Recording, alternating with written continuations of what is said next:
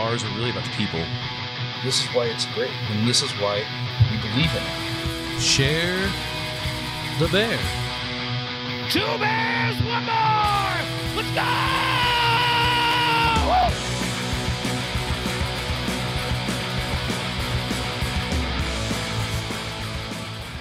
It's weird to like just jump in it. Same. Jump in, baby. Yeah. I got it this time. Hey, I got it.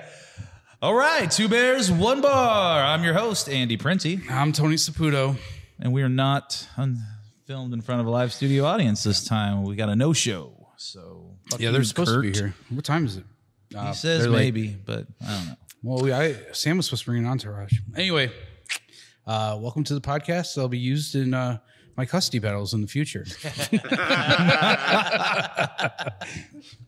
It's fucking gold. Yeah, How long you workshop that? it's funny because it's true. Yeah, no. That's, Dialed in. That's a fucking finished joke. It is hauntingly true. We are brought to you by Scofflaw Times, Una Vida Tequila, Four Hands Brewery, and our guests today are Corey Moszer and Good Time Will, Bad Time Corey of Lucky Accomplice. So, if you're fans of the podcast, there's more than likely you are aware of who these cats are. So, thanks for being on the show. Hell Thank yeah. you for having us. Yeah. We're stoked to be here. Want to open it up? Yeah, let's do it. Sorry, I forgot I was already drinking. Here. Woo! Cheers, baby. Love you.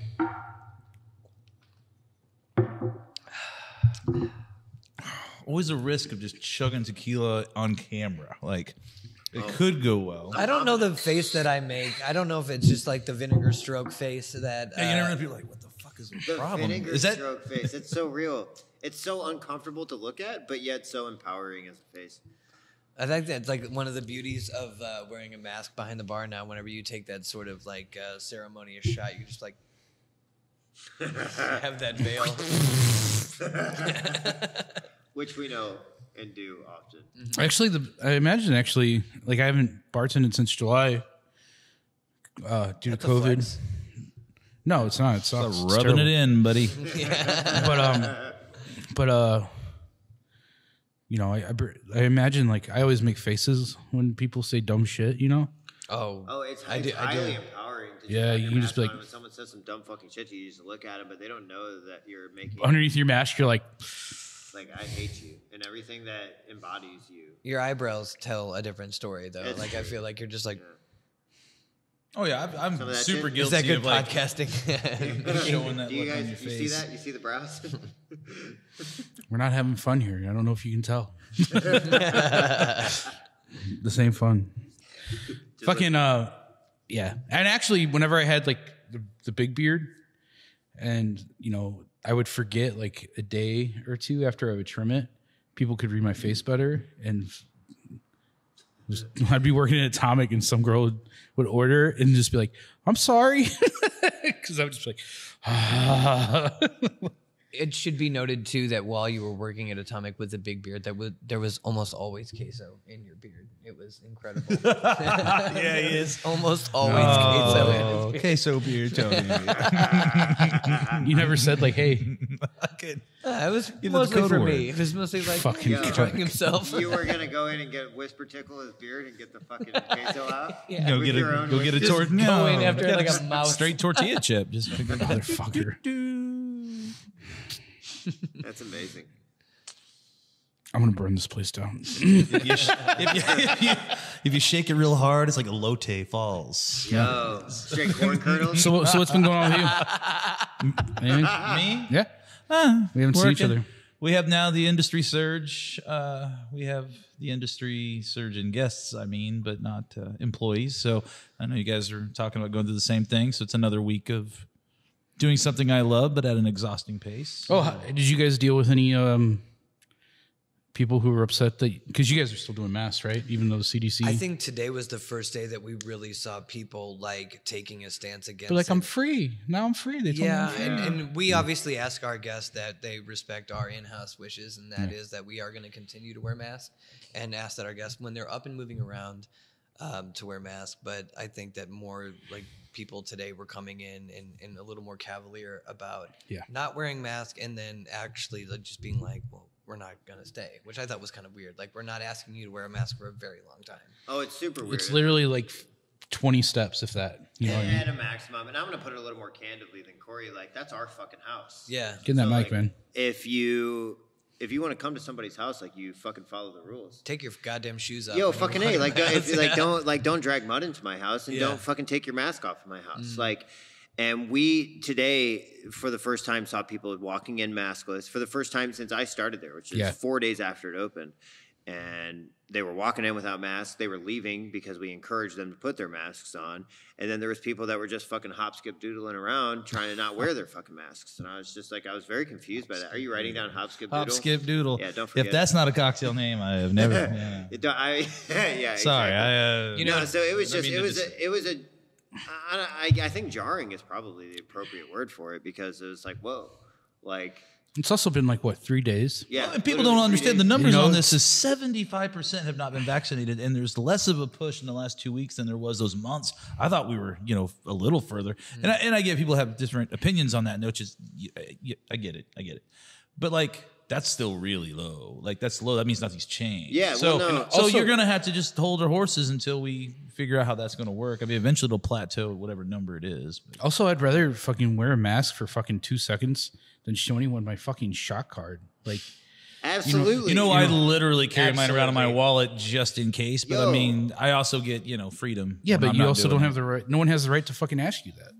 They And- don't. I liked how China did. I have a friend, Flaskin Pen is her IG handle. Her name's Abby, but You like- she's not Chinese. She's American. She's been into cocktails, but she teaches in China, and so like she documented her whole process because China was like, I don't know, 6-8 weeks ahead of us. It was kind of weird to like see the future and like escalation in numbers. It was almost identical. Are they doing like a show your papers? So now type thing? they got an app. So like you have to just put your information in, and like if you have your vaccination and you've been in quarantine for a little bit, there's this like little green light that you get. So you're you're allowed access to places if you're not vaccinated or for whatever reason. Given that's a little harsh, but they documented it so well that these guys have been living free for a while. I'm not saying I agree with everything China, I'm a communist. I'm saying as far as that approach, it's a little totalitarian. Totalitarian, Totalitarian.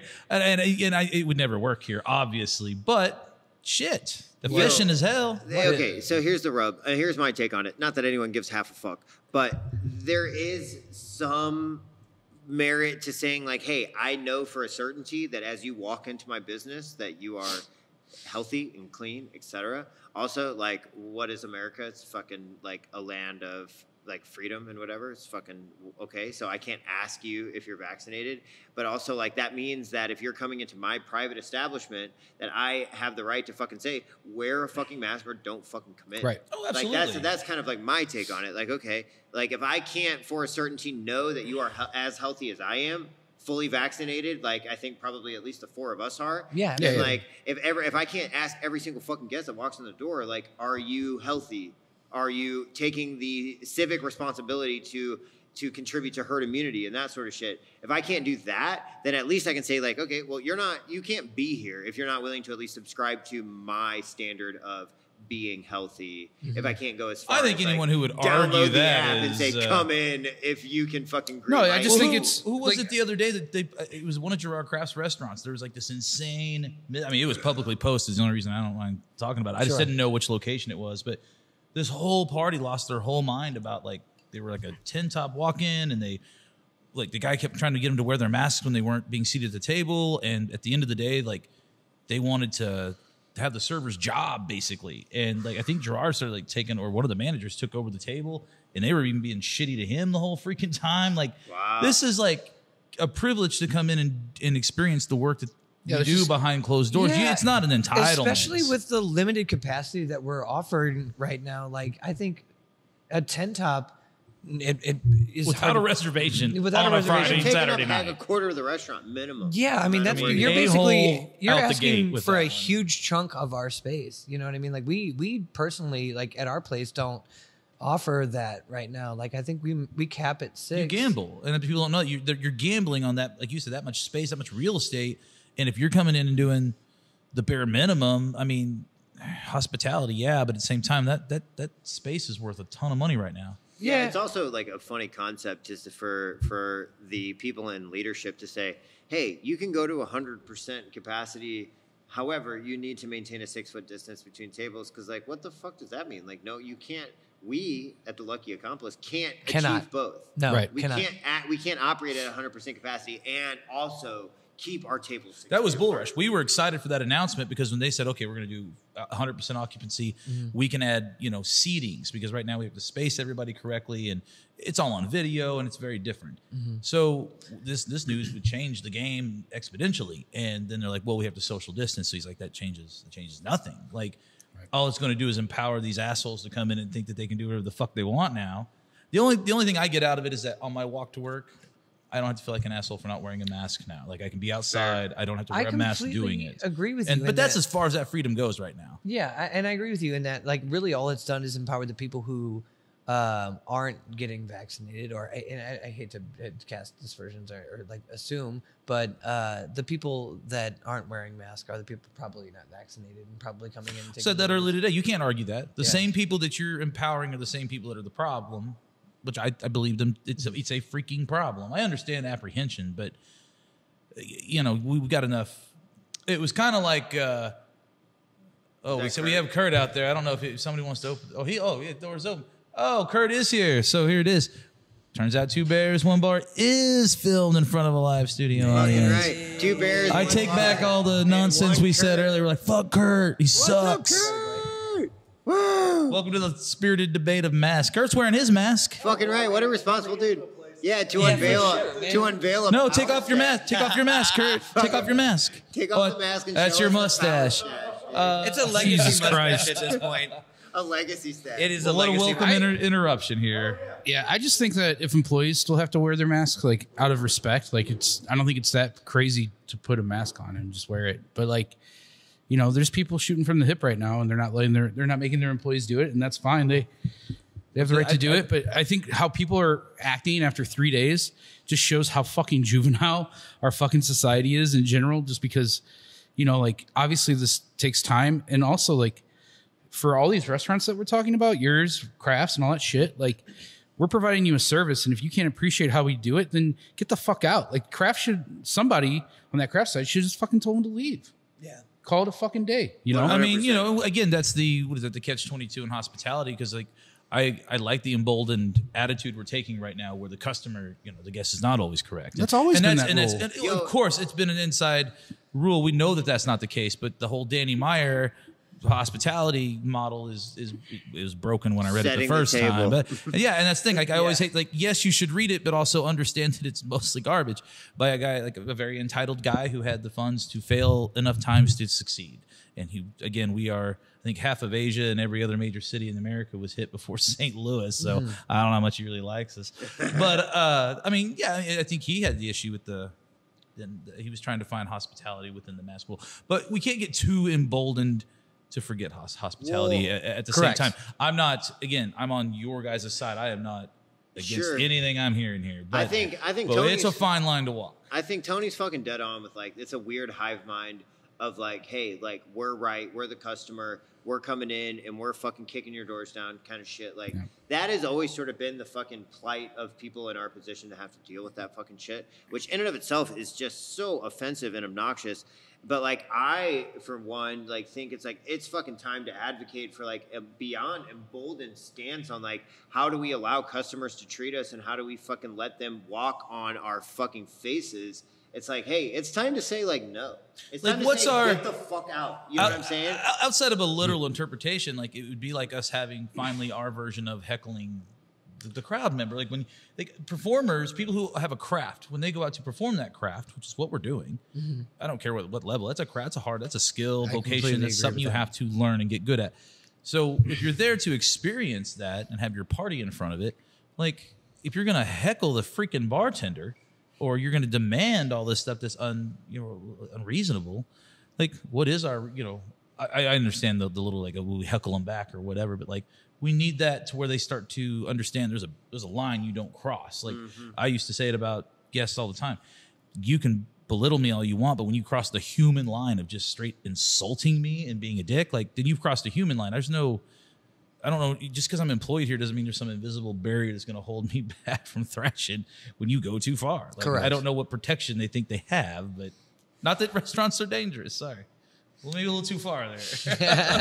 Tony's like, can we Come to Bull Rush for the fights. Can we move But on, please? The last thing I would say about it is like, and this goes for everything we've experienced for the past year and a half, is just like, there's like this invisible hive mind of like, who has the right to be insulted and who doesn't, which is really, I think, the core of it. Because like, how dare you tell me to put on a mask, but therefore like, I get to fucking walk all over you because you're the establishment, you know? And it was just like, man, like $1 vote is $1 vote still. Like, just don't spend your money here and we can keep going our own way. Like, you know what I mean? Like, this isn't a fucking like one-way stream. Like, there's tributaries and there's a bunch of different ways that America goes, which is what really makes it a strong place. And I think they forgot about all that and they just want to fucking dive, you know? The funny thing is like everything's on two sides. And when you really look at it from a far enough perspective, the two sides are actually the same fucking people. So like the biggest point of it is just like, I think this has made us actually lose some point of a tolerance of individuality and like what people are doing with everything. And instead of respecting everyone else's fucking perspective in this whole thing, because, you know, it's someone who was like, working for Spruce Street and working like during COVID and having like big gatherings of people and trying to do it as best we could. And, you know, we were used as an example for the rest of the city, even though you could go to Soulard and every bar looked like that, or you could go to Ballpark Village and every bar looked like that too, and so on and so forth. But they were made an example out of, so we became the bad guys when really there's only so much you can do, and these people aren't going anywhere. So, like, I can't stop 1,000 people from partying every night. You know what I mean? No, it's going so, like, yeah. Sorry, I'm sorry. But like, you're on a roll. I like it. But like, the thing is like, there's a situation of like, I totally understand why people would be upset about it, but like, they don't have to go there, and they don't. You know what I mean? And that is kind of the point. A lot of people who were like, being like, these are the people who's making it dangerous. It was like, I guarantee you do not run in these circles with these people at all. Like, it's hypocritical. You know what I mean? Yeah, They're because you've made it contentious. They're gonna, you know, now they've got It's a more target. finger wagging. And I'm not saying, and that's what I'm saying. It's total like, finger wagging, but like, it's hypocritical. There's, you know, there's people getting that are allowed, like you said, Ballpark Village, that are allowed to do the same shit. Mid-COVID, I was in freaking hotel that overlooked the Busch Stadium. It was my favorite thing. I love the Cardinals. I wanted to have my birthday there. Mm-hmm. They had an enclosed whiskey room. I'm just keep it unnamed. It's not like it's hard to figure out, but like enclosed whiskey room, open to the public, no mask, nobody cared. At the same time, your guys' stuff is going on. Yeah, which, you know, however people think about it, it's totally fine, and I understand it. Whenever people ask me about it, I explain there's a lot of gray to it, and online it got very black and white, so you're either for or against, and that's that. Yeah, but like social justice, you know, sure. It was really interesting. Yeah.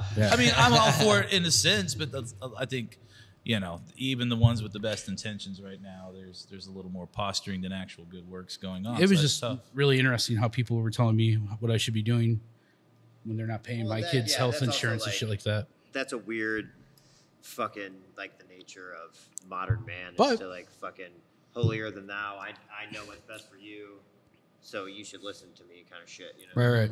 Like, I also think that we get a large experience with that, with being a modern servant for people. No, and you bore the brunt of it just by being the figurehead of that establishment. Yeah, I really do. like, that's Recognizable fucking awful, face. Tony. Like, that sucks, dude. No, it was fine, and like, you know, I dealt with it the way I dealt with it. I went to anybody, please. Oh, please. The first time some stuff kind of hit online, I actually spent a night going to those bars and then talking to people who posted anything, and every single person who ever was like, fuck this place, fuck Tony, fuck all this shit that's going on, I would go up and I'd be like, if you have any questions, man, like, for one, you have my phone number, so you should call me if you're really worried about something, which some people did, and How much of that was fuck Tony though? It wasn't very much. So, I but I mean, was like, gonna say, I didn't see any fuck. I Tony didn't see shit. any fuck Tony shit. I got pretty lucky and I stayed under the radar, but I still went to people and I go, you know me, like you can call me. And like but then like every single person who I talked to face to face was like, I didn't realize it was like that. I'm sorry. I was one of those people. So I came and saw you in July. I came and saw you in the office at Star Bar. And because you're a person that I do consider my mentor and look up to, while we were in the thick of it, I kind of looked at you like, what the fuck do we do next? Like what do I do as someone who has 2 bars closed down? Like, what does the future look like? And you're like, I don't fucking know. And like, meanwhile, you're trying to like do your thing and had a lot of like animosity happening. And I, you know, I can't even imagine what that was like. It was I was just going to work. You know what I mean? And like, exactly. And like, from my perspective, it really just fueled me to fight harder for whatever it was to we had to get through. And once I realized there was no end in sight, it was like, okay, I need to be with my family. And I took a step back. Yeah. Which, you know, you know how hard that is for me to do. Yeah. Like, I'm not one to like let go of shit very easily. No. So, No. yeah. Man, I don't know you that well. I don't know you like Cole Moj over here. Yeah, but you've seen We've the been through text. it. I mean, have, I'll tell you this: if you want to test a friendship, a new friendship, do a podcast. Mm-hmm. Tony is not the that only- we've had animosity between us, but like, we could have very easily been like, you know what? I've worked Life doesn't have to we've be had that hard. 25-hour shifts with This is Tony. good though. Like I've literally been in the same building for 25 hours with this person, just working fucking shifts. And that's not just Tony. Thought That's it was orgies. That's Tony on Adderall. yeah, that's It was Tony in orgies. his I knew it. goddamn Fucking warp speed. underwear. You can't do Molly, but if you give me enough Adderall, we can do this. We're selling booze. I think That's when you just look at him and you're like, Tony, what are we gonna do? He goes, fuck it, we'll do it live. well, there was like Is that what's happening right now? Well, whenever I first started there, like it was just like there was like a group of guys who like. And you're like, talking about, is this Atomic Cowboy? Atomic Cowboy, Okay, yeah. Whenever I first started Atomic Cowboy, there was a group of guys that like was like kind of like, I'm going to serve some drinks, but at the same time collecting phone numbers, and I could fucking tell what was going on. I mean, when you're Hell younger, yeah, it wasn't dude. just basically the job. It wasn't on just both you. sides of the Is fence. that my boy over there? Yeah, it's not just you. It was not just you. I know. Yeah, Corey though. But I remember just want being to like, Fucking lady killer. Look I'm at just him. saying, dude. every time a female name is mentioned on this show, Corey giggles. Like I'll leave it there. I don't know what it means. can I be the segment? Going on for Grab a you. list of Look women's at him. names Look and at see that what makes them goofy giggle ass or not. smirk, I was dude. like, yeah, okay, so here's The people I Moszer. should be friends with on Facebook. I'll hit the females. A couple of the males that I think you might be into. Oh boy. He's like, good time, will check. Okay. Where my girls at? But no, I just remember respect being you like, I remember just grabbing bartenders and just being like, fucking start selling booze or I'll sell you. Now, I'll tell you this. You guys met Chef Rob tonight. Yeah. Bartender. I've been through it 17 years of watching dudes pick up ladies or vice, whatever. Oh, he loves it. There is no one getting more fucking tail on a day-to-day basis. And he will high five. No, he will high five me for saying this. I back that. Chef Rob is very, very old, very proud. He's a fucking superstar. My I'll tell you, man- he tells us on the daily like that. Don't worry, guys. I get laid enough for all of us. Like, Yo, and I mean, Chef he Rob is. That dude's Connolly, fucking the great. CEO. He's awesome. We already said like when he does our fucking when he does our podcast, he's already agreed. He's just gonna keep the grinder on. We're doing this live. Wow. Grinder Live? Oh yeah, he's like I can keep the grinder on. I was like, oh, absolutely. Because I told him I was like, sometimes I worry because I've got this wall. This is like his signature move here. He's like, oh, they'll never know where you're filming it at live from Bull Rush. But and I was like, well, I always worry that I'm going to say something that you're going to be gonna really know. mad about. He goes, Shout out to Insatiable he does not Rob. care. Yo, Okay, let's so go. number one, He's a fucking Insatiable man. Rob. He's- Number two, CEO. The Number three, CEO. my man is fucking hungry, and my man is fucking fed.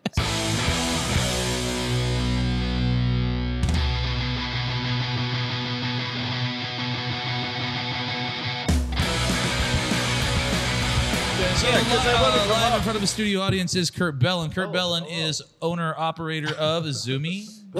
Japanese sandwiches. Sandos, if you will. Sandos. Sando. Andy. Sando. Yes, Shane. it's a Konbini pop-up.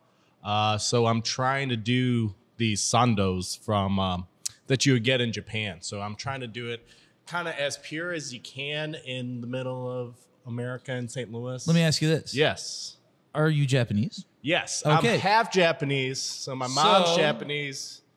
Often imitated, but never actually Japanese in this town, apparently.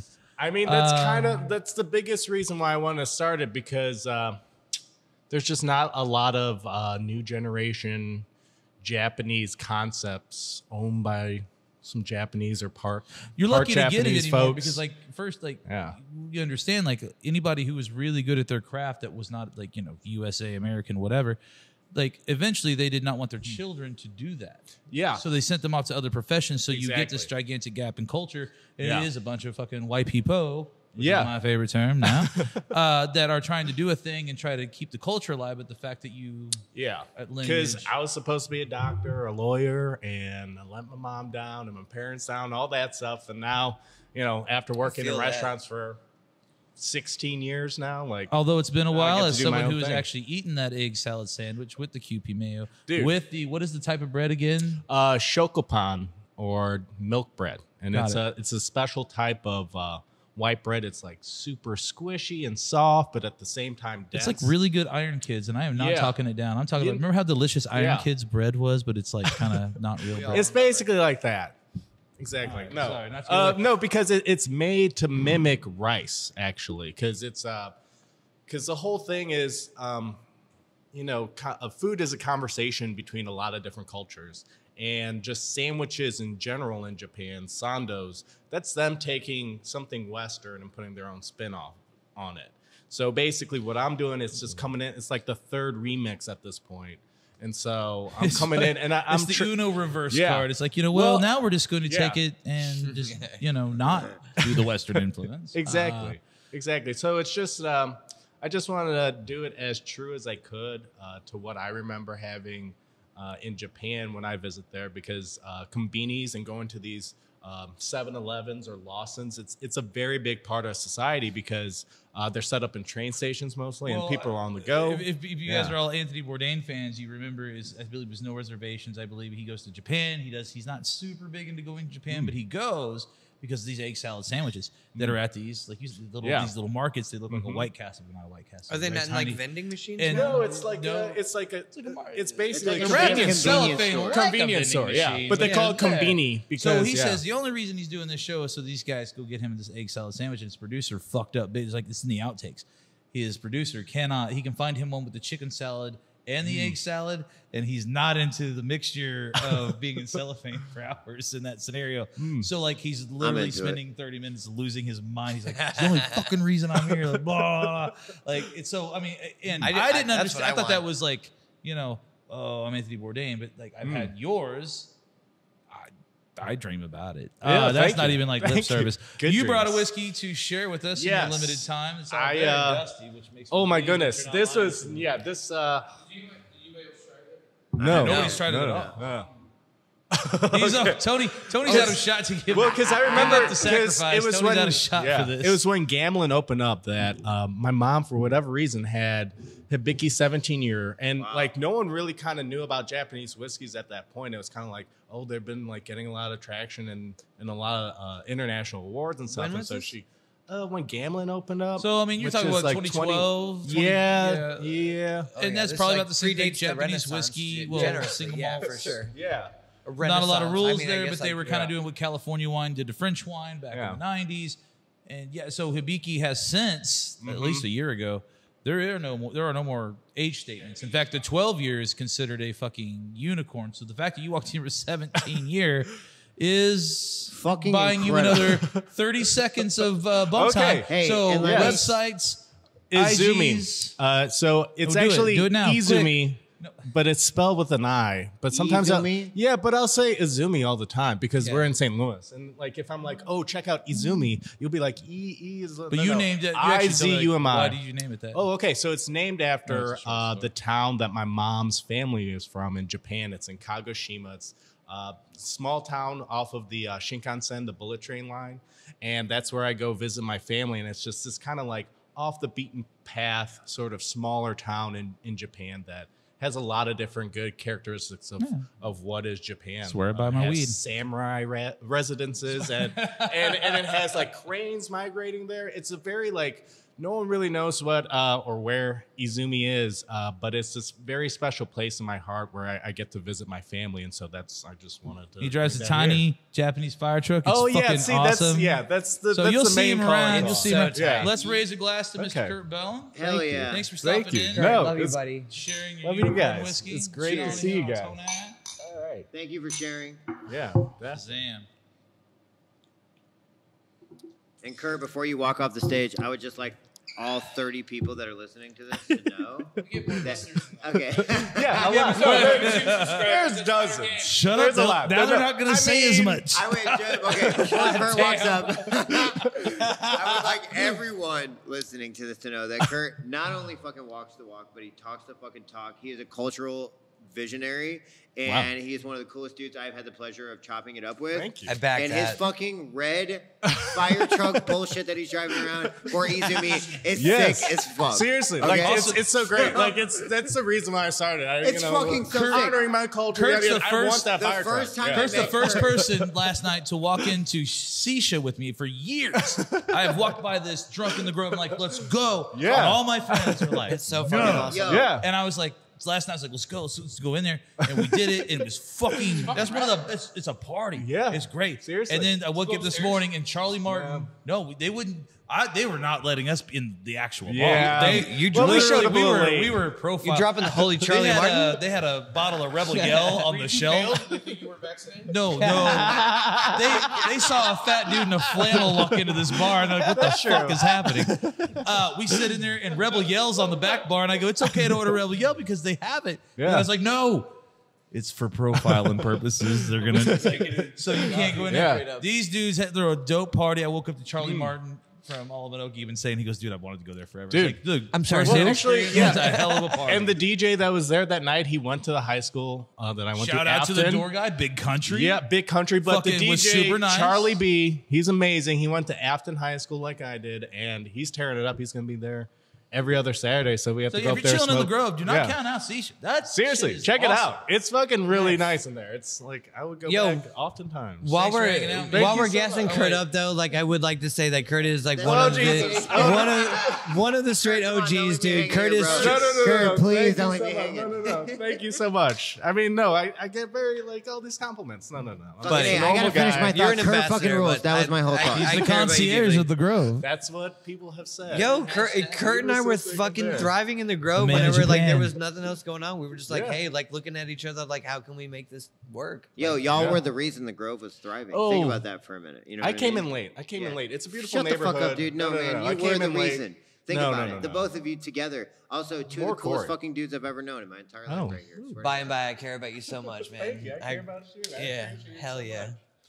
I ran a bar in the Grove called Sanctuary. I wasn't a part of this love fest, but you know. A big part is attributed to Andy Printy, everybody. Y'all three were the reason the Grove was cool, man. My bad, you know? Also on every other podcast, you always go, remember when Sanctuary was good? Remember when that dude came in and made it viable and then was able to even be sold at all? It sucks that no Remember one that remembers fucking that, you know guy? what I mean? And you got your paycheck. That too. guy That was the fucking best part. sucks. One time I did. That was great. All right. Okay. Whatever. Okay. Tony's looking Thank at you it. He needs so the much. mic back. Thanks, Kurt. Love you, buddy. I really do. So stoked to see you, Kurt. It's great to see you because when do you guys work at the same like Friday or Saturday night? So my last soon, three never. shifts. They work the Diamond Cabaret AM shift on Wednesdays. I worked those C minus shifts. Hey, Kurt, you can catch us 7 a.m. to 11 a.m. together. Monday, Tuesday, Wednesday. Uber is lunch buffet is not a open. bad ride. It's like But $6. The honest answer is not this coming week, but the last week in May. Thursday the 27th, Friday the 28th, Saturday the 29th. Those are my last 3 bartending shifts ever. You will catch Corey and I together, all 3 of them. Way to jump the shark on the announcement. Dude, we're not recording. Oh, yes, we're going to cut this out.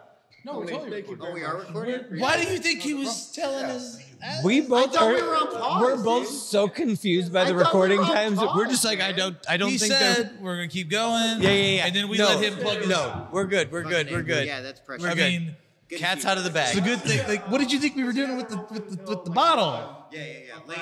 Whenever You we were guys- talking about weed, I was just like, I thought we were. Thanks for coming by. Kurt man. just talks to walls randomly. I was like, what's happening? I was like, practice. We don't need to practice, Hey, Randy. you're texting on camera, homie. I mean, that's all I fine. swear to God, I thought we were on Put your break. fucking phone down. That's dude. hilarious. You guys are great at this. Y'all. I thought we was like, hey, every 27 Thanks, man. minutes we Be tell you safe. stop. Everything's a Honestly, break be with safe. Will. Yeah, well, I'm on Shit's break. delicious. Okay, guys? This is great. Thank you, Kurt. Jesus. I was intimidated by you guys at first, but No, like now, like, no. Intimidated by me. I'm a Well, fucking shall we joke. delve into that? dive into intimidation. Don't ever be intimidated. Taylor Earnhardt. Whenever you're talking to someone who says the word lit in an hour more than you've said it in your whole entire fucking life, Okay, Tony. all I'm intimidation lit? goes out the Tony, window. I'm fucking one was doing 20 lit? years younger than you do. Give me I a know, break. it's fine. I'm an angry dinosaur. I'm not mad about it. Dude, I act Give it like up, Greg, I'm dinosaur. I am. How old are you guys? Because I'm at least 10 years younger than everyone here. everyone So here. you claim. I'm 30. You want I'm to play the 38. Price is Right Yo, game? I'm turning 30 on Friday. Yeah. Yeah, you are not. You are not old. I will be 40 this year. There was one time. Nice. There was one time I was in the office doing like some work. I'm That's 38. not your age. You're I'm 38. 38. I'm the I oldest turned person. 39 in June. And I asked Corey. I'm the oldest person in the building. That's fucking wild. You look like You're a also the most baby. youthful. Is that weird? Yeah. You I look- use you look $30 seasoned. face You're all cream. right. You look good. You could play with us. That's fine. No, you're good. Age before beauty. I don't know what to say. I Well, maybe, you guys made the mask thing earlier, and I'm so Get you a bummed man about that has masks both, because, like, AJ and what do beauty. I have going on? This. Yeah. That's it. And like everything else is Yo. like. You're the same age as my wife, though. Respect. Don't you all have a beautiful little baby? Fucking Albert Dean, man. King Albert. Man, Tony, that makes me so happy, dude. No, dude, Who he's apparently amazing. knows whole metal songs. That Yeah, doesn't he knows surprise some me Black at all. Sabbath. I mean, no, Also, it's not a surprise. I'm going to use this opportunity to very quickly say that so Tony's not going to remember this. I told Corey today during brunch that that I'm because going to he's bring old? this up on the pod. No, it's not because he's fucking old, dude. It's because- That's good. That's good. Here's what's up, though, is that when I was, so almost 20 years ago, when I was fucking 12, 13 years old, I started coming around, going to the old creepy crawl. I was playing in punk rock bands and metal bands. I was friends with a bunch of degenerates that were way older What'd you than play? me. I was a bass player and I was a vocalist. Doesn't fucking matter. Yeah, it does. I was a fucking loser. What was the name of your band? I was in fucking a shit ton of shitty bands. Everything from Blood X Shed, straight edge band, Oh, yeah. up to Eternal Plague with the Gench Bros. I don't know if anyone ever heard of Eternal Plague. That shit was fucking hard. Turn up. Shit's lit. It's lit. You're like that on that purpose. fucking brother and sister from Parks and Rec, man. Oh my God. Yo, Mona Lisa. Mona Lisa Tony. Saperstein and point John of Ralph my- Field. Stop. Let him Guys, talk. Let him quit talk. fucking making fun of me, okay? Here's what By I'm the way, trying to we're say, recording. is Don't that be I know we're suspicious. fucking recording. I'm talking to the goddamn camera. I knew Tony when I was fucking 13 years old. Yeah. I met him at the old creepy crawl when he was the front man of Live by Mistake. So we all used to buy shitty dime bags. Hey, It's but okay. the point is that I was a child. You know what I'm saying? Y'all were straight grown-ups. I was a fucking kid, right? And I met Tony, and he fucking shredded the gnar in a way that I have never fucking. No, you were a surfer? Yo, No, shredded the nut. Shredded I think it's Yeah. generous that you called Three anyone here an ninjas. adult. Yeah. At the same this is me showing my age. And in any event, Tony made an impression on me as a fucking teenager, as a goddamn preteen when I was 11, 12, 13 years old. Fucking Not creepy at all. Shut the fuck up, Andy. Like, fuck, dude. I'm just excited when I was to say prepubescent. that I have watched Tony fucking be for a very long time. And he's Yeah. a very inspirational dude. And he's a cool fucking guy. And I'm excited to sit here 15 plus years after I met him when he likely has no recollection of that experience and getting to fucking vibe and drink whiskey. All I'm saying is that was fucking cool. Do you know what my big takeaway from that story was? So that I'm Is a fucking loser? Yeah, okay. Yeah, fair firstly, no, like that you are someone who has never been kicked by Tony Saputo. I'm almost positive Like, that I you've got never fucking- been- I don't know. I got kicked in some pit square in the balls just before they dropped, so it didn't really matter. Corey, You've never been let him accosted let you by believe Tony his love Saputo. stories that he No, less the Notebook than yours. Like that guy. Don't let him Actually, fly there it. was shows we did where like if I wasn't feeling it, I would attack the crowd, and like after we'd play, the rest of the band would be like, "Dude, if you ever did that to me, I would fucking fight you on stage." Buddy, And, can we like- like when you would do your floor shows in the bootleg like 3 fucking years ago when we worked man. together, you grabbed me by the throat so aggressively in a way that I would only expect to be grabbed by If the I was likes of inside Jim you? Honey. like a fucking Jim Honey like fucking throat grab, and I was like, I respect him so much. I'm not gonna say anything. Also, take me, daddy. I was gonna say, like, did you get a boner? I was like, why am I hard? I need to get ice. Oh fuck! I like that there's all these like you're like a folk legend, and I don't mean that facetiously. Like, Dude, like I yeah, know, Andy. I mean, so like, there's one I mean, thing I love it. that I wanted to say to you because I feel like you're the only person at the table that we get this reference. But I think that Tony is a legit like I know, right? Bill Belichick fucking coaching tree. Oh no! Listen, you couldn't decide last week if he's Bill Belichick or the tuna, so I'm glad that you've had the week to think it cool. out. We get to talk about this on. It was already on camera, so like this is great. It's a great follow up. Maybe- It's what we call, you know. So I guess like it plot depends on how device. old you are. Like, are you tuna or are you Parcells? Like, because I feel like they were in the league at the same time. Which one's tuna? Parcell is tuna, but Belichick is Belichick is a Belichick. part of a big of. Well, did goddamn. tuna come up under him? I guess. I think he did. Yes. I want to be like. Anyway, by and by, I think the point that I'm trying to making that like Jesus Christ, that Tony like his branches extend like far beyond like Fucking A. you know what They like do. a lot of us know. I think that it has this like inherent like STL bar guild thing. You know that. Yo, like, I actually said this either to you yesterday or the day before, but Tony is probably the only person in St. Louis that you can genuinely say is a living legend. Swear to Well, God. Do you I like think? all of this. are you Name talking it. about No, no. 2018 RFT we best put you on- bartender? Fuck you.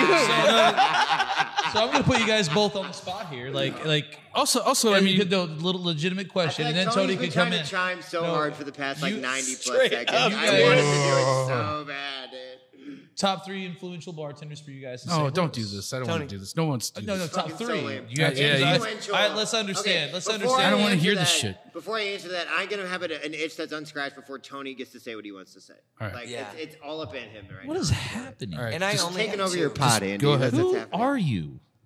What, me? Yeah, are you gonna like make him buy Nikes? He's and one of the two bears, dude. Kool-Aid What are you or- talking about? Like, what's Oh, happening? Jim Jones shit? He's one of the. Sorry, I don't mean to interrupt. I don't want to take away from the awe of Tony. Let's go. Let's do it. Are you really going to ask that question, or did we pass it up? Because that's a weird question. You know It's what, not a weird question, dude? I'll get straight Because sentimental. I know that they both named Tony. I want to hear other people. Okay, go ahead. It's not, no, it's you first. This Oh, is- me first? Yeah, of course. Seth Wallman first, obviously.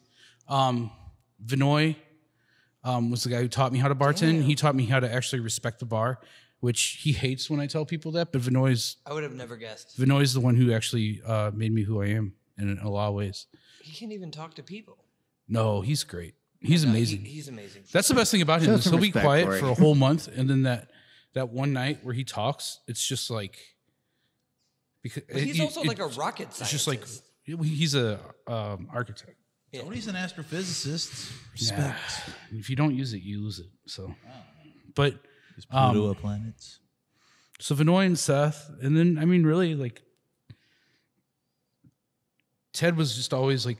So Ted Kilgore was always the one that was like, you know, like that was what you followed because he was really fucking paving the he's road. our godfather. Yeah. So like if there wasn't Ted, like we wouldn't be able to do all this fucking nuanced bullshit here. Yeah. Somebody else probably would have done it, and it's probably not that big of a deal. Like the Cardwells probably would have fucking have carded out Justin. But like, you know, and like in the same aspect of like how great Ted was to me and how much that meant. What I get from him is his personality, how good he is at being just a great person who works really hard, and he just really is super focused on just doing something that he really enjoys. But in that same breath, like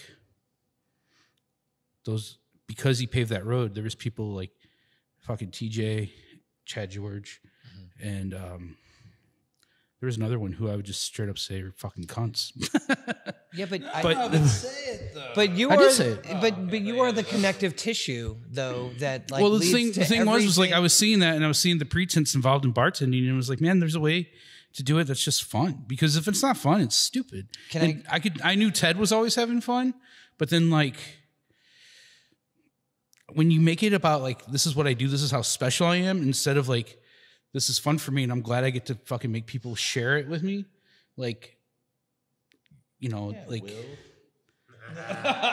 it's just a difference. And I think it ruins it. You know what I mean? Like, it's awesome to be super creative, and it's awesome to make fucking these cocktails, especially that you all three of you guys are doing, and like to see like how fucking extra and above and beyond you guys are doing it, and it's fucking rad. And that was my same thing with Benevolent King, was like, especially Benevolent King, because I was leaving Atomic Cowboy, and I was like, in my mind, I was like, I want people to remember what the fuck I can do. And so like, it was like a huge flex. Dude, you gassed up at that motherfucker. Benevolent? Because Are you talking about Tony at Benevolent? No, if I could take a second to just shit, but like without any fucking other preface, understand that you were, in all actuality, and I want to say, if you say James Beard, I'm going to slap you. You were I'm being serious. Shut the fuck up. Don't say it. Yes, that doesn't mean anything. You were nominated. Yeah, And but it means nothing. It means enough that somebody thought that you were at that fucking level. So how many here's- bars do you go here's- to where that actually crosses anyone's mind? Here's the thing. I don't want to get into the whole Oh, yeah, thing no, about okay, but it, listen, because I said, like we've already heard you. Like, Corey's successes are my successes. Nicole Gilbert's successes are I my would love to successes. speak to that. I would love to Charlie's- speak to that. Yeah, but Charlie but Martin's you're going to speak to successes yours. are my That's the point of the successes. show. No, You're going to speak to yours. Shut the fuck up and listen. That's this is not important. fucking true. But like Seth Wallman, even like we fucking learned off of each other. Like he wasn't like some guru. Like we just pushed each other in both ways. And him and I have two completely different styles, and it made it work.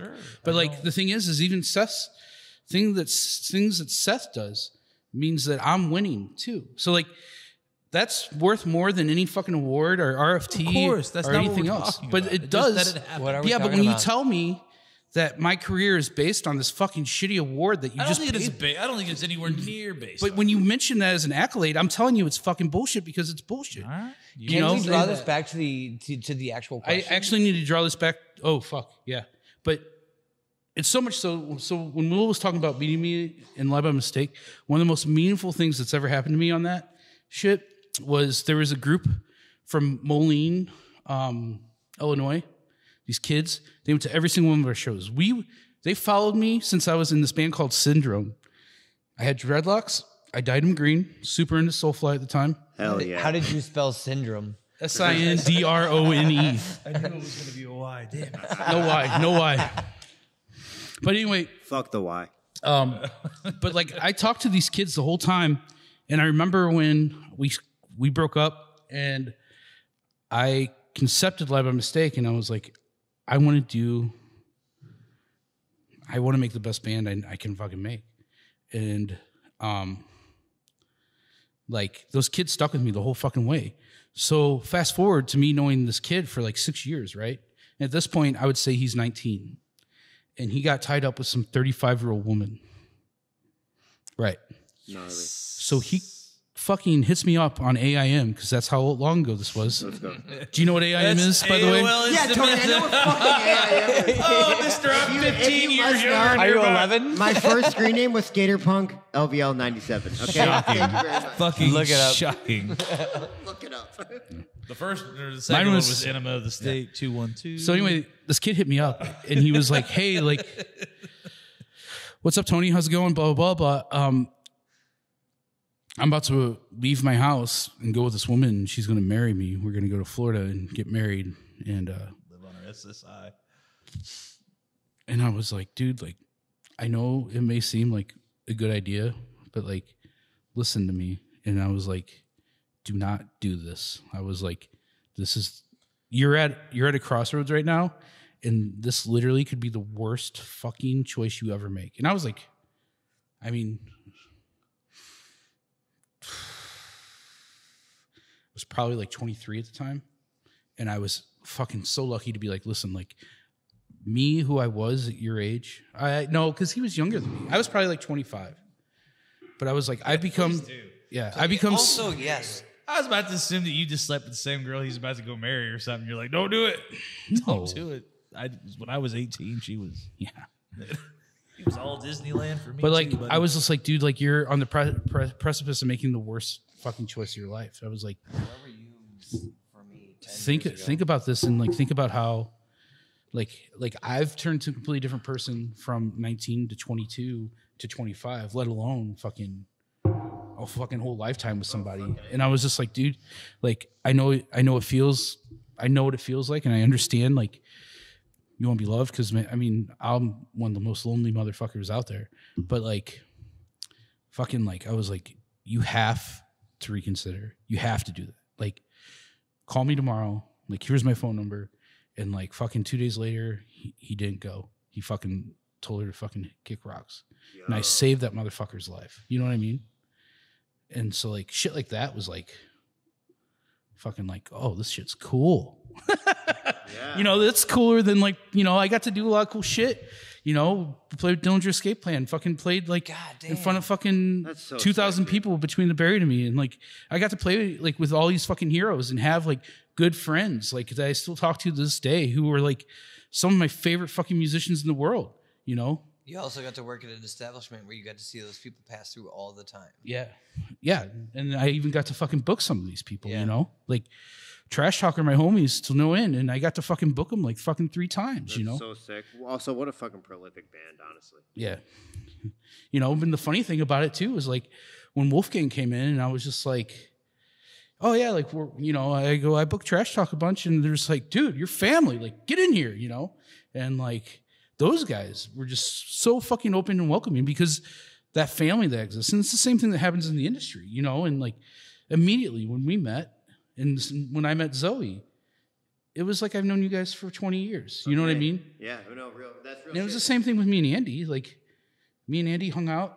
He says things that are way too fucking nice to me, and I tell him to shut up. And then we fucking kiss off camera. It's awesome. Yo, and touch tips. I like to listen. Yo, I know him and Corey like to kiss, motherfucker. We got tongue. We got a podcast, bitch. That's fucking damn near marriage.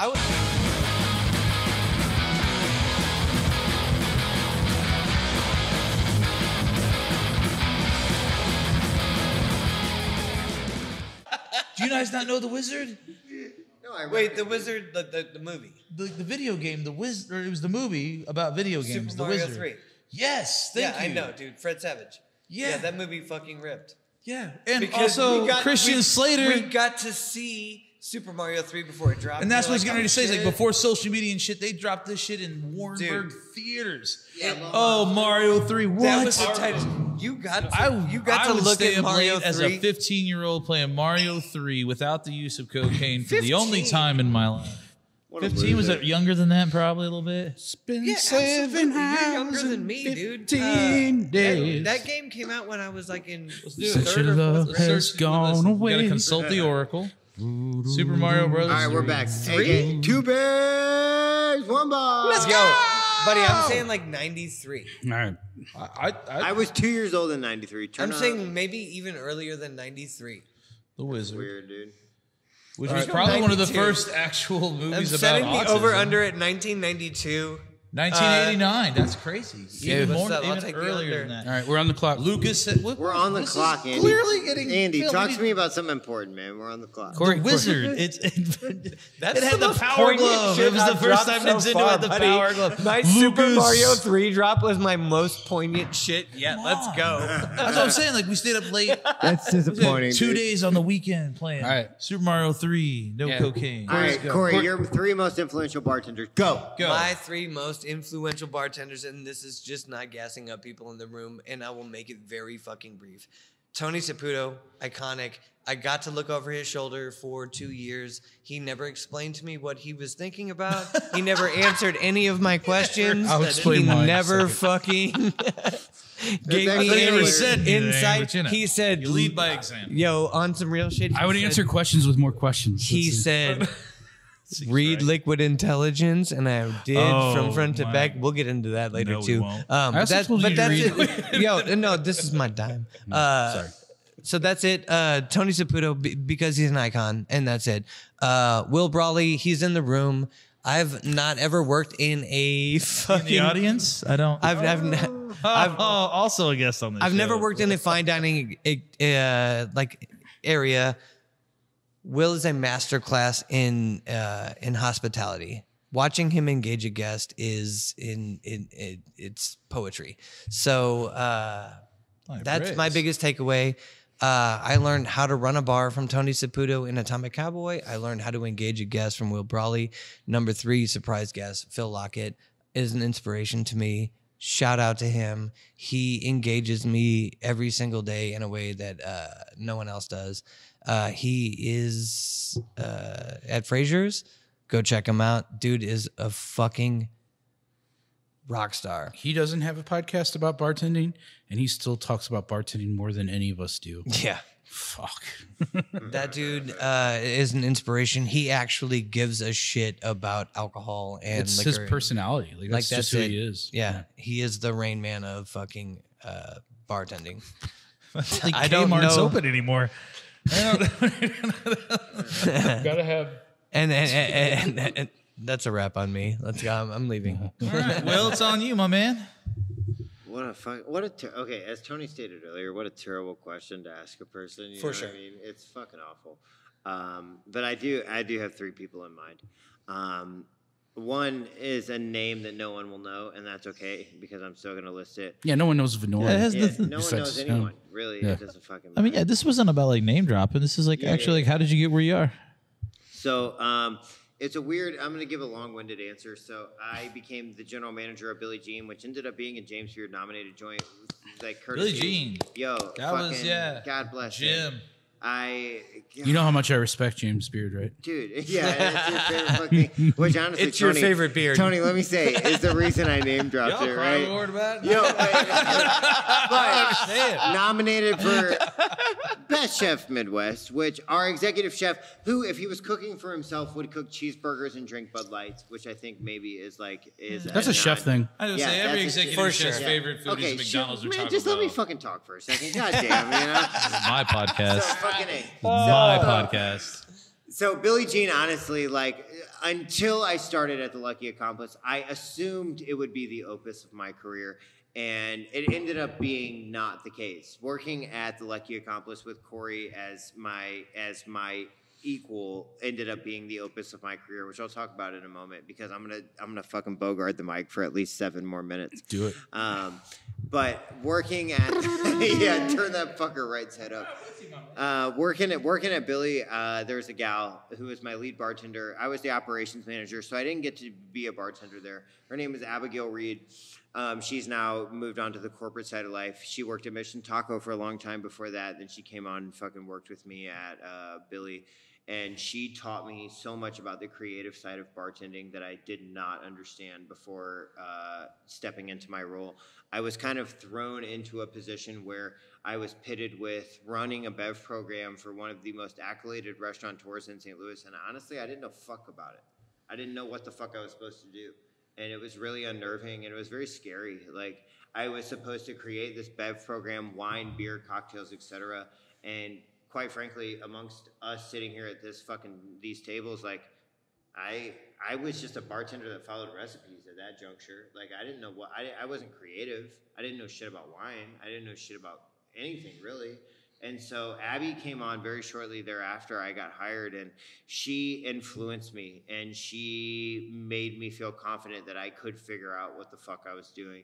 And she worked with us for the large portion of the time that Billie Jean was open, which was just short of 3 years before the pandemic hit. And like I mentioned, she's now a corporate head and she's doing her fucking thing. But I honestly would not be the bartender and leader and creative that I was if it wasn't for Abby. So she's my number 1 list. Number 2, God bless her. That fucking girl, wherever you are, Abby. Let's You're not go. fucking listening to this, Abby. But if you are, God, I fucking love you. But yo, that was inspirational. God damn it, you know what I mean? Let's go. Number 2, and I'm not Don't sitting give here him any just- more weed. My number two most influential bartender, and I'm not sitting here trying to fucking stroke dicks where my dick was stroked, but Corey has taught me so much working with him in the time that I've been with him. It is a unique situation to not know what you need and then be given it. And I was working at the Lucky Accomplice, and working for Logan was like a really special thing. The chef of the Lucky Accomplice and the owner, Logan Ely, who is Corey and I's current employer. He is a unique individual. He is arguably, in my opinion, the most creative and progressive chef in St. Louis. And I am humbled every day that I get to work underneath him and learn the things that he has to offer and put on the table.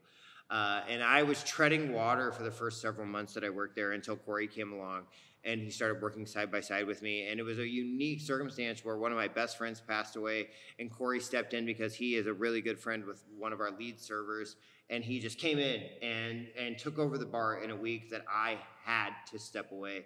And then I came back and he was just part of the team. So it wasn't like this like weird decision where it's like, hey, like, let's talk about this. Corey just kind of came on to the staff.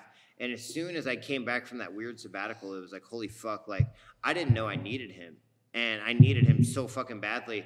And I don't feel like I could have become the bartender that I did if it wasn't for Corey. Corey is such a technique-driven individual. He is a model of humility, and working with and honestly for Corey, I may be the bar manager of the Lucky Accomplice, but every day I feel like I work for Corey because he is informing me day in and day out on what it means to understand like the finer points of making drinks.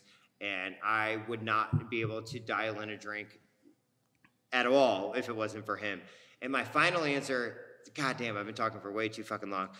There's a gal who lives in Shaw, who's from St. Charles, named Leela Miller, and she's a little fucking 20. And she's a little fucking 22-year-old that I would not have met if it wasn't for the Una Vida cocktail competition during the pandemic. Yeah. And she and I placed number 1 and 2. I very weirdly ended up winning that competition. And Leela made number 2. And I made a fucking hoax of a cocktail. And she made a 19-step, 23-ingredient beauty of a fucking drink. Fucking boss cocktail, back me the fuck dude. up. And as soon as I saw that fucking drink in the competition, I said to myself, well before we were pitted at 1 and 2, that this drink should win.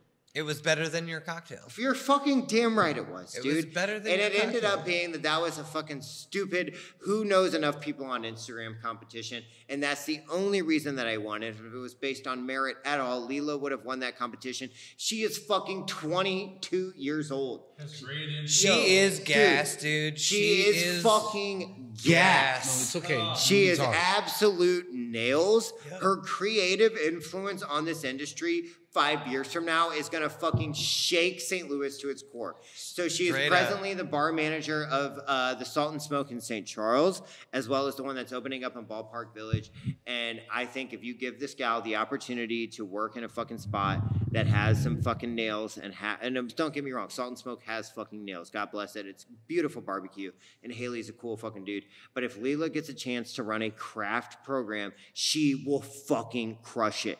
She is in the wake of her prime. She is so goddamn creative. She is inspirational in every way. Anytime I throw a fucking ball at her and it's like, hey, I don't understand what I'm supposed to do, X, Y, or Z, she says, okay, here are 14 solutions. She has answers for everything. Answers for everything. She has answers for everything. Straight up, Leela is almost 10 years younger than me, and she knows 10 times as much as she is science. Honestly, she should be in this conversation and not me. I should be sitting in the background, and Leila should be sitting here talking. Probably a story you guys don't know. Word is bond. Like, that's all I got to say. Anyways, I'm signing off. Leila's gas. You guys know. It's like on the subject of Leila, like in real life, like, and you guys don't know anything about this. Well, maybe you do, but there was a competition last summer with Jägermeister and getting with the fashion designer Kid Super in New York. Yeah. And we had to do this cocktail thing, and Brad Roper asked me, like, well, you know, he's like, who do you think, like, other than you, who's going to have you do this? Which, you know, Jaeger. Like, I think they were just looking for creativity, so whatever. And I was like, well, I said, obviously Meredith Berry. I was like, you know, and he goes, no. He goes, I already have Meredith Berry. He goes, I need one more. And I said, dude, if you're looking for fucking under the radar and will kill this shit, it's Leela. Like, Leela, well, who's that? I was like, no. I was like, after, again, you talk about the Una Vida competitions where I fucking ran into you for the first time. Make peak drinks on IG competitions. I'm not saying your drink wasn't delicious, but I knew the moment I saw my monster versus your elegant Cinderella slipper of a cocktail. I was like, I'm going to try real hard here, but. Did we go up against each other in the comp? Oh, no, that's insulting. Let's go. That's fine. My bad. Anyways, I don't know the people I leave in my wake. Am I right? Listen, this is why I have a great relationship with my mother. Fuck. So anyway, yeah. Hey, turns out, but Leela is dope. Is all I guess. I would God, say. she's a fucking pro, man. By the way, what was your friend's name? Which one? Your my friend? my homie that passed away. Yeah. His name was Kyle Barnett, and Kyle was my fucking boy from the time that I met Kyle when I was 10 years old. We were best friends for 20 fucking years. He passed away December 13th, 2020, and today is his birthday. He would have been 31 today. Shit. That's my fucking boy. Well, happy birthday, let's raise Kyle. our glasses Yeah, to yeah. Kyle real quick. To Kyle. Cheers, Kyle. Cool. Thank you so much for that, Tony. Cheers. Hey. Absolutely. That's rad. All right. So what's the next subject? So here? you asked this fucking question. Nope. Three most Yeah, influential Andy, bartenders. answer the question, dude. You got 3 bartenders? Come on. All right. So my top Cockadilly. 3 bartender influences are as in this order: Andy Prenti. Oh my God. Hold on. Andy Prenti, but wait for it. You fucking. I'm joking. Obviously, that's not true. I'm as insecure as the rest of you, regardless of what front I put on. So, like, in all honesty, Ted Kilgore, I'm from Springfield, Missouri. Respect. Are you from Springfield? Yeah, I've told you this before. I know. We talked about this. I'm tripping. My bad, dude. No, I you're knew good. that. That's cool. It's a I'm drunken fucked up. podcast. In case no one cares, I lived in Springfield for 6 years. I went to school there. Anyways, me and Andy probably touched tips in Springfield. Doesn't matter. Carry on. That'd be really weird because he's like fucking 10 years older than you. But yeah, we still Doesn't matter in Springfield. I'll tell you about my average girlfriend age. Touching But tips with anyway, 5-year-olds. Not the with point Andy of this Prenti. particular conversation. I'm sorry, Andy. I Why are did you know that, sorry, dude. though? I No, knew anyway, that, bro. so I'm from there, and Ted, hey, small time guy makes big, teaches us how to flame orange peels. That was be in 2006, 2007. And so he moves on out of Bajan, and Romeo and Juliet comes up here, does Monarch. And at the time, there was a pitch for, hey, come be my mentor. And I was enamored and ready to leave that fucking town. And so I went and applied, not the last time in my life, understanding how underqualified I was for that ask. And I think TJ Vital was the one, or Vic Vital. He was the one that got that position. And he had a lot more experience than me, and I came to understand big city life very quickly. So yeah, he's the one that kind of taught me that it's more than vodka Red Bulls and learning in my generation 75 versions of a shot. You know, the Silver Surfer, the Nazi, it's ridiculous. Like, Lobster on acid. I mean, all Surfer of it. on acid. Surfer on acid. The Angry Nazi. The Rock Lobster. Liquid marijuana. Royal Flush. Scooby Snack. marijuana. Literally any unicorn Scooby shot. Snacks. That was like, did you have Hypnotic or what? The Incredible Hulk. All of Fucking- them. Purple and Hooter. again, so like that was when he was like, okay, there's more to this than that. Number Purple 2, Hooter. I would have to say Adam Frager, which I don't know if anybody really knows who that is. He's great. I love Adam him. Frager, I lied my whole fucking ass off to get my job at Cello. I faked a drug test. I did a lot of things to get that fucking job.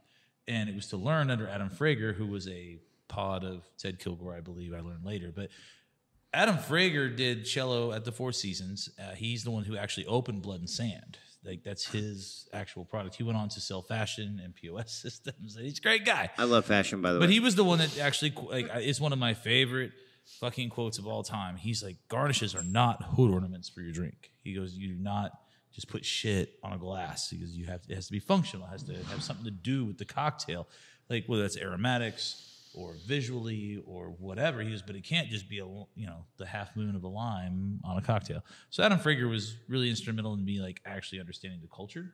Mm-hmm. Number 3. Who is number 3? Who's like my favorite bars? Oh, Joe Conroy. I'll tell you, he's inspirational as shit. Shout out to Joe. I have employed Joe at any moment that he's willing to take employment under me. That dude should be running his own program, but he's smart enough not to. He taught me how to play Dungeons and Dragons. He taught me how to not be a complete asshole. I met him at an intoxicology competition for Tempest Fugate my first 6 months here. I was lucky enough to make it into that final, where I met a lot of people I love and hate to this day. But it was a lot of it introduced me to what bartender culture was and who the players apparently were. But Joe Conroy, man, that dude took any batshit crazy idea I had and he'd bring levity to it. And he's like, okay, well, here's how you scientifically approach it anyway. And not that he didn't have his own. He single-handedly made the best cocktail I've ever had in my whole life, which I will tell you right now. Word is bond? It is called the Short Rest from Dungeons and Dragons, which I guess is a thing. Okay, before you tell us about the cocktail, let me just say really quickly, Joe haunts the Lucky Accomplice. Buddy, I run every one of my cocktails through Joe. Joe, dude, first of all, Joe is a model of humility. Yeah. He is fucking so Gas him kind. up, dude. He might be the kindest dude I've ever met. Also, he is a Dungeons and Dragons aficionado. He's a dungeon And master. a WWE dude. 100%. Also, he will come to the Lucky Accomplice on a random fucking night when we're sleepy as fuck, and he will have his black paper notebook. The fucking that he chillest writes in notebook white ever, ink, dude. Black paper, white ink. Do you guys understand what I'm the saying? I tightest watched him shit- write whole black campaigns. paper, shit I've white ever ink Those are his notebook. campaigns. Dude, that is so gangster. Number one. Number two, he doesn't give a fuck, man. He's here to just vibe. He and just I got a lot wants of to love for him vibe, for dude. that. Anyways, I want to hear about the best cocktail No, you've ever tasted but- that Joe Conway makes. We But should, Joe, yeah, but if you're listening to dude, this, that's for I real. We fucking should love all you, gas Joe up right now. That's Joe- the Gas motherfucker. to Joe, Joe's dude. one of the best. Joe is the straight G. Dude, One time I for the one love time. Joe. Shout out to Joe. Your black paper notebook is fucking gangster. It Go is ahead. the tightest shit ever. Go. No, I'm not going to stop you guys from gassing Joe up. I've said it for years, and I'm gonna. I've had known bartenders in this town tell me, I wish he had a personality. I was like, you've not spent 10 minutes with this guy. He's what the are you talking about? kindest He has the Joe longest literally- personality you've ever fucking. Yeah. That He dude's literally so fucking told me quirky. the He's other day- I hilarious. learned to know him. Like I said, dude's real. So Joe was the person again, like I said, that brought me levity. We were such a good team, and he made this cocktail called the Short Rest via Dungeons and Dragons, and he taught me what Turn up. Nobleton's was. We had Dimitri on here. I wouldn't know who Dimitri was if Joe didn't say, "Hey, just Gangster. take 10 minutes and listen to this guy about his rum," and I did begrudgingly, and then came away awesome about it. Joe makes this drink. It's like a daiquiri, so it's agricole. It's clarified lime, and then he does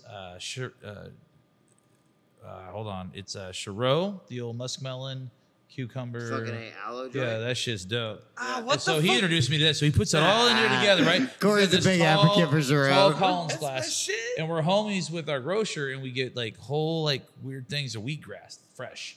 And so he puts it with a little xanthan gum. I don't know if I'm giving away secrets, That's a Joe. Phil I don't know. Lockett thing, But anyway, too. he puts it on This the is top. so specific, He dude. puts it's like a here for all of coulis it. that he puts on top, and he'll tell me that I'm incorrect about that. But it's a coulis, and then he did the picket fence with the wheatgrass around half of it, and you get it. And when I drank it, I was like, it's not only fucking amazing.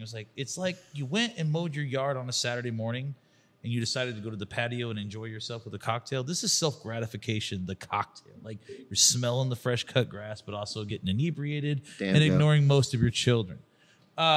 This guy killed the to me, I was like, I like to pat my own self on the back, but Joe's always the one who makes me realize that I ain't shit. He's also the dude that will never pat himself on the No, back. that's what I'm saying. Fucking He'll never, he'll dude. remind you. Joe will never even not tell only you where he humility, but, works. how Yo, far away literally, you are. Joe's such a private person that if you're like, Joe, where are you bartending? He's like, don't Joe worry is about such it. a private person. He tells me he's like a private person. He's like, That's actually- I won't even tell you where I He's work. a curry master. Yo, I don't want to tell all of Joe's story. The He's a shit that he is curry master, into but is he's also so a fucking D&D specific. master. He's He's also- also a master of just fucking being way cooler than anyone at this fucking. And I didn't. No, that's accurate. That's accurate.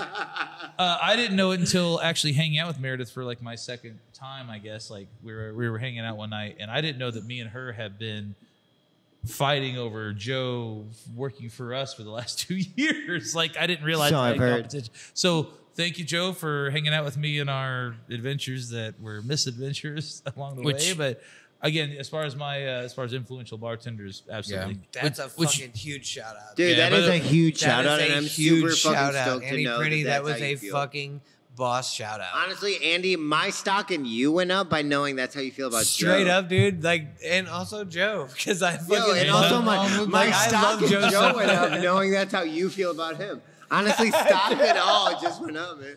Dude, straight. Also, this is Also, all you guys failed to mention, Joe works at Olive and Oak right now, by the Joe way. presently So works go at Olive into and Oak. Olive and Oak and look for Joe. He's great. He is a fucking. Shut up. By No. the time this pod drops, Shut up. Yeah, don't worry about it, Corey. We have other What I announcements. know right After now- this break, we're gonna get to some real ass news Yeah, that we didn't yeah. actually go over. We really Get to this- glazed well, after the like next a break, Krispy we're Kreme gonna talk donut, about everything that matters beyond Joe Conroy. which is nothing, and I that's the guess joke. nothing. We just cut it here.